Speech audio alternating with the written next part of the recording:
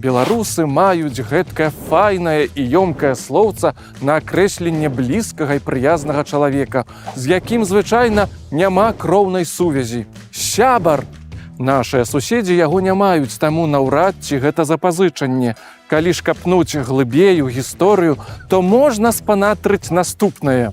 У часы Вялікага княства Літоўскага себры – гэта людзі, якія сумесна карысталіся ворнай зямлёю ці нейкімі матэрыяльнымі дабротамі.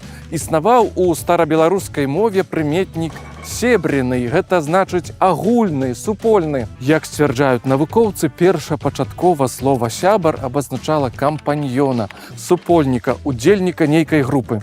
Некаторыя кажуць, што адна з самых старажытных назваў славянскіх плямёнаў сербы можа мець тут нешта супольнае, бо сербы – гэта нейкае аб'яднанне, племянны саюз.